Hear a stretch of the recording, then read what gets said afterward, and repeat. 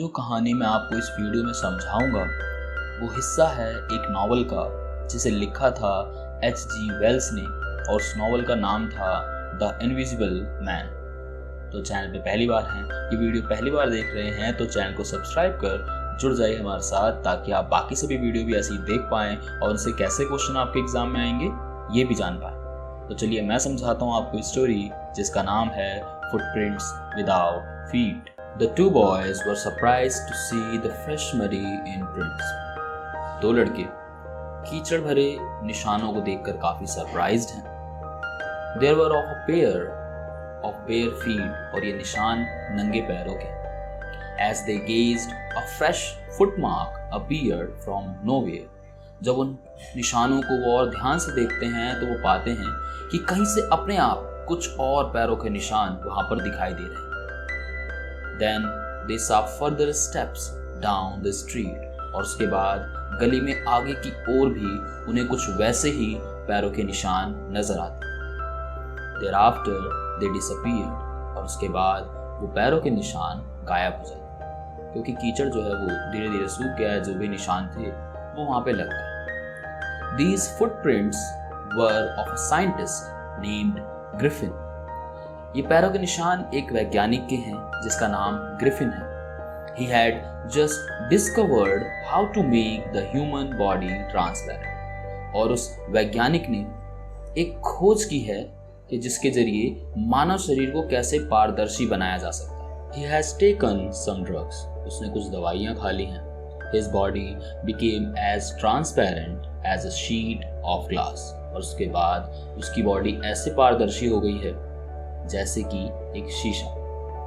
It was before his footprints being seen और ये सब उसके पैरों के निशान दिखाई देने से पहले हो चुका। तो यहाँ पर ग्रिफिन एक साइंटिस्ट है जिसने एक ऐसी ड्रग, एक ऐसी मेडिसिन खोज निकाली है जिससे एक इंसानी शरीर को ट्रांसपेरेंट किया जा सकता है और उसने वो खा लिया है। अब इसके बाद कहानी में क्या होता है आइए वो समझते हैं। But Griffin was a rather a lawless person। लेकिन ग्रिफिन एक न्याय विरुद्ध व्यक्ति है, यानी जिसको समाज के बनाए गए नियमों की जरा भी परवाह नहीं। वो उसके हमेशा उल्टा करता है। एक ऐसा व्यक्ति यानी कि एक ताकत एक ऐसे व्यक्ति को मिली है जो उसके लायक बिल्कुल भी नहीं है। His landlord disliked him and tried to eject him। जिस घर में ग्रिफिन रहता है उस घर का मालिक जो है वो ग्रिफिन को पसंद नहीं करता और उसे अपने घर से निकालने की कोशिश करता है। In revenge Griffin set fire to the house और इसका बदला लेने के लिए ग्रिफिन उस मकान मालिक के पूरे घर को आग लगा देता है। He had to remove his clothes to get away और उसके बाद अपने कपड़े उतार देता है ताकि वो वहां से भाग सके। So he became a homeless wanderer without clothes or money। अब इसके बाद वो एक बिना घर का घुमंतू रह गया है जिसके पास ना तो कपड़े हैं और ना ही पैसा है। The two boys had seen him thus और इसी दौरान, इसी भागते दौरान उन दो बच्चों ने उसके पैरों के निशान देखे। तो अब तक एक चीज और क्लियर हो गई कि ग्रिफिन कैसा व्यक्ति है और उसने एक क्या गलत काम भी किया है। अब और देखते हैं। Griffin managed to escape from the two keen boys' observation and entered unseen into a big store to get warm। Griffin उन दो बच्चों की नजरों से तो भाग निकलने में कामयाब हो जाता है। उसके बाद बिना दिखे वो एक ऐसे बड़े स्टोर में घुस जाता है जहां पर जाकर वो खुद को गर्म रख सके।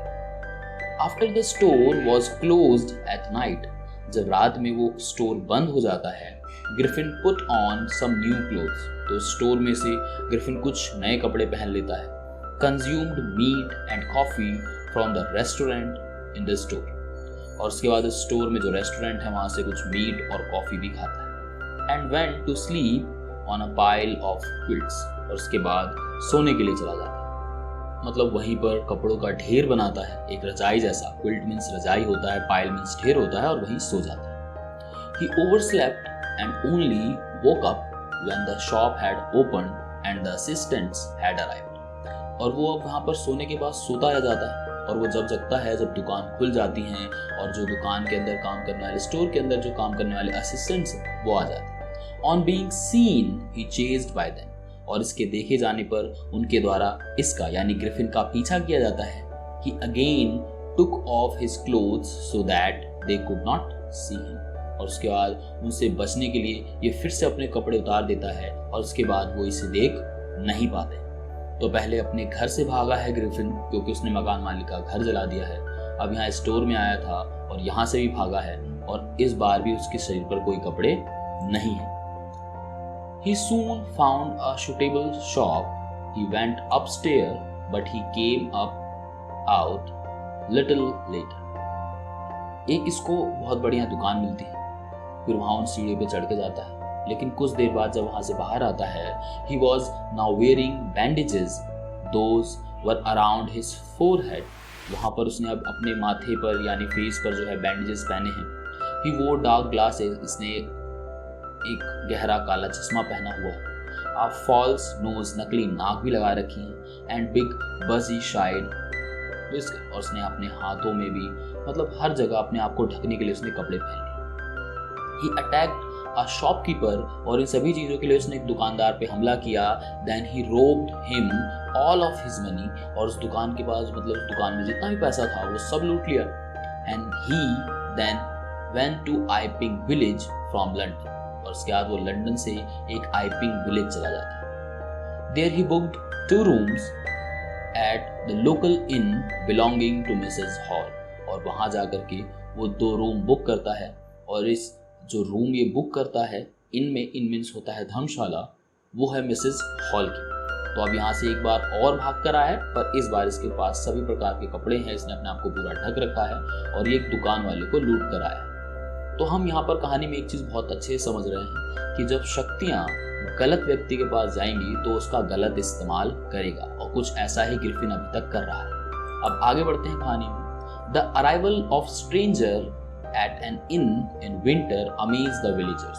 जो गांव के लोग हैं उनके लिए एक अजनबी का सर्दियों में वहाँ गांव में आना ये बड़ा अजीब लग रहा है। शायद अक्सर लोग वहाँ पर दूसरे मौसम में आते हैं, पर सर्दियों में क्योंकि हमारा मिस्टर जो ग्रिफिन है ये वहाँ पहुँचा है तो गाँव वालों को ये बात थोड़ी सी अजीब लग रही है। Mrs hall the landlords wife, Mrs hall उस इन धर्मशाला के मालिक की बीवी है, wanted to be friendly with him। वो ग्रिफिन के साथ काफी फ्रेंडली होने की कोशिश करती हैं, but he told her that he did not want to be disturbed। लेकिन जो ग्रिफिन है वो साफ साफ मिसेस हॉल से कह देता है कि मैं बिल्कुल भी परेशान होना नहीं चाहता, यानी कि आप मुझे परेशान मत कीजिए। He also told her that an accident had affected his face, और वहाँ पर ये झूठ भी बोलता है और ये बताता है कि एक एक्सीडेंट के कारण मेरा चेहरा ऐसा हो गया, क्योंकि चेहरे पे बैंडेजेस लगा रखे हैं, आंखों पे चश्मा पहना हुआ है, जैसे कि आप पिक्चर में देख सकते हैं। देन उसके बाद the stolen money did not last long. जो पैसा उसने उस दुकान से चुराया था वो ज़्यादा दिन नहीं चलता है। He however pretended that he was expecting some money at any moment। और उसके बाद ये जैसे भी करके वहाँ पर ऐसा pretend मीन्स होता है बहाना बनाता है, और ये उम्मीद दिखाता है सबको कि मुझे किसी भी पल कहीं से भी बहुत सारा पैसा आ सकता है। Shortly afterwards a curious episode occurred, और उसी दौरान एक बहुत ही अजीब घटना घटित होती है उस गांव में। Griffin had made himself invisible। Griffin अपने आप को एक बार फिर से गायब कर लेता है। He entered a clergyman's house, और उसके बाद एक जो क्लर्गीमैन है उसके घर में घुस जाता है। The clergyman awoke and he asked him to surrender। अब जब वो उसके घर में घुसता है, कौन? ग्रिफिन।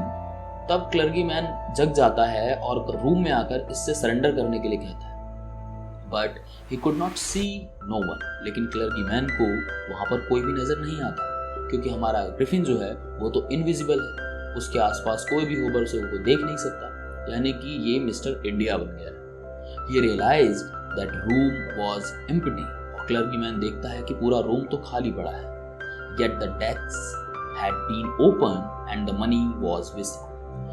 लेकिन जो डेस्क है जिसमें पैसे रखे थे वो खुला हुआ है और सारा का सारा पैसा गायब है। It was extraordinary for clergyman।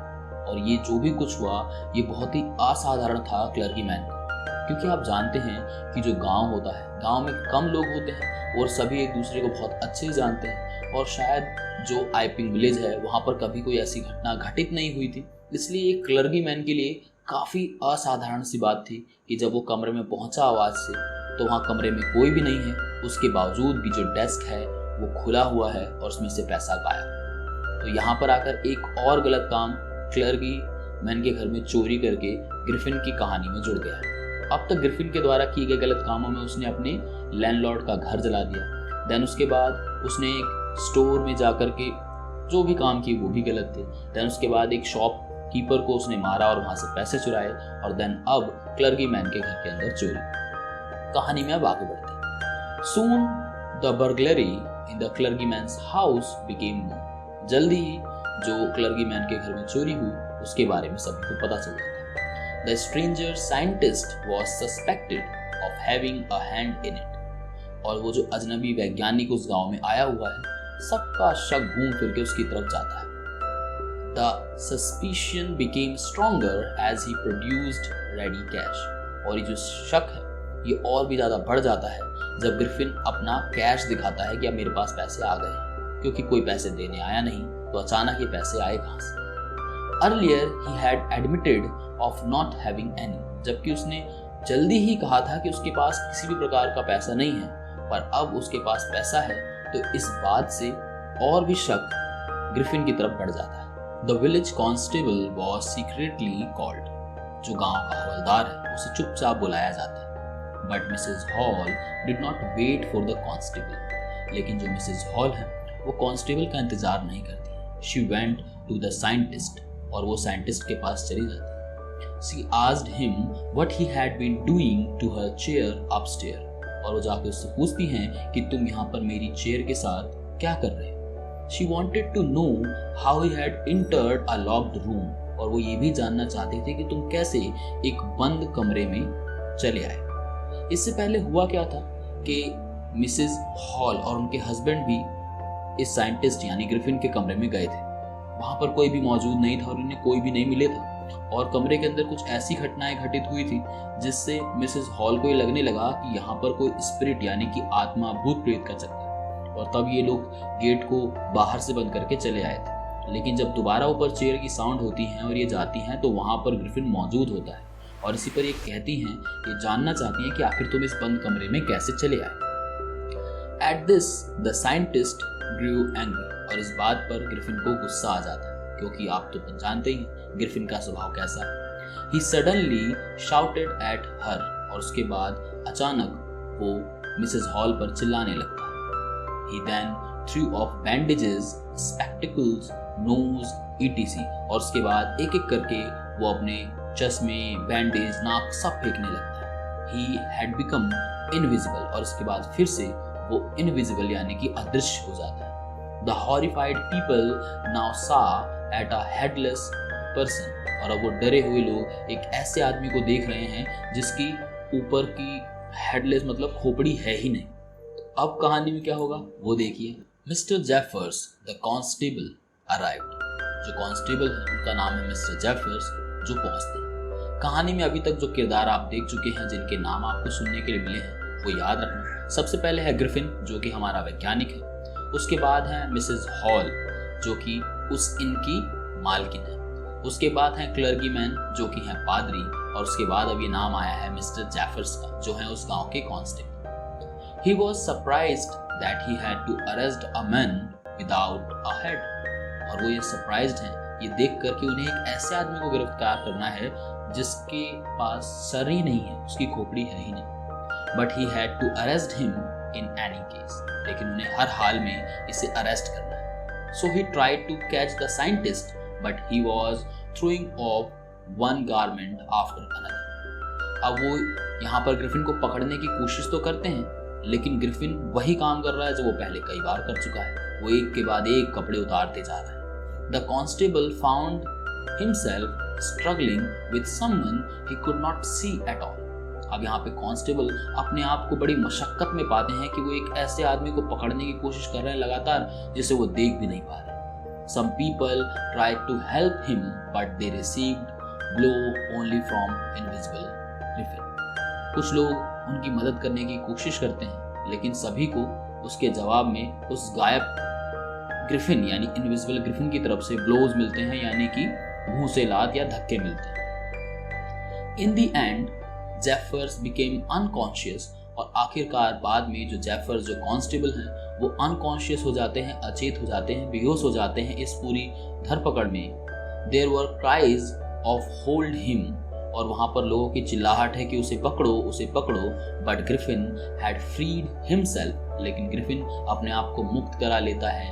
No one knew where to lay hand on him, और अब कोई नहीं जानता कि आखिर उसे पकड़ने के लिए किधर हाथ बढ़ाया जाए। तो इसी के बाद कहानी में ग्रिफिन वहां से भाग निकलता है। इस पूरी कहानी को शुरुआत से लेकर अंत तक आप पढ़ के इसका आनंद लेना चाहते हैं तो आप एच.जी. वेल्स की लिखी हुई जो नॉवल है उसे पढ़ सकते हैं। और यहाँ पर इस पूरी कहानी का जो सबसे मेन जो मोटिव है आपको समझाने का वो ये है कि जब भी शक्तियाँ गलत व्यक्तियों के हाथ में पड़ेंगी तो उसका गलत इस्तेमाल करें। इसीलिए जो सनातन धर्म में जो पुराने ऋषि मुनि थे वो बहुत सारी अपने साथ जो शक्तियाँ थी, वो ज्ञान था, वो अपने साथ ही वापस ले गए, पर उन्होंने उन शक्तियों को गलत लोगों के हाथ नहीं लगने दिया। और आज साइंस क्या कर रहा है, वो सिर्फ नए नए इन्वेंशन कर रहा है, लेकिन वो किसके हाथ जानी चाहिए किसके हाथों में नहीं, इसके ऊपर कोई ध्यान नहीं दे। और इसी कारण हम बहुत सारी चीज़ें दुनिया में गलत होते हुए देख रहे हैं। सो इस कहानी का मैसेज आपको ज़रूर मिल गया होगा कि जब भी आपके पास कोई शक्तियाँ आएँ तो इस बात का पूरा प्रयास करें कि वो सही हाथों में हो ताकि उनका सही इस्तेमाल हो सके। इस चैप्टर से जो क्वेश्चंस आते हैं वो यही हैं कि ग्रिफिन के द्वारा क्या क्या चीज़ें घटित हुई, ग्रिफिन ने क्या क्या किया, ग्रिफिन ने कहाँ पे कैसे चोरी की शॉपकीपर के पास से। उसके अलावा एक क्वेश्चन रेज होता है कि गाँव में जाने के बाद क्या क्या अजीब घटनाएं घटित हुई, जैसे कि इसका किसी से अच्छा बिहेवियर ना होना, क्लर्गी मैन के घर में चोरी, मिसेज हॉल का इसके रूम में जाना और वहाँ पर क्या होना। तो ये इंपॉर्टेंट पॉइंट है जिसपे क्वेश्चन बन जाते हैं। तो उम्मीद करता हूँ कि पूरी स्टोरी फुटप्रिंट्स विदाउट फीट आपको अच्छे समझ में आई होगी। तो इस वीडियो कर देना शेयर अपने क्लासमेट और दोस्तों के साथ, क्योंकि ज्ञान बांटने से बढ़ता है। मैं मिलूंगा बहुत जल्द अगली वीडियो में, तब तक के लिए नमस्कार।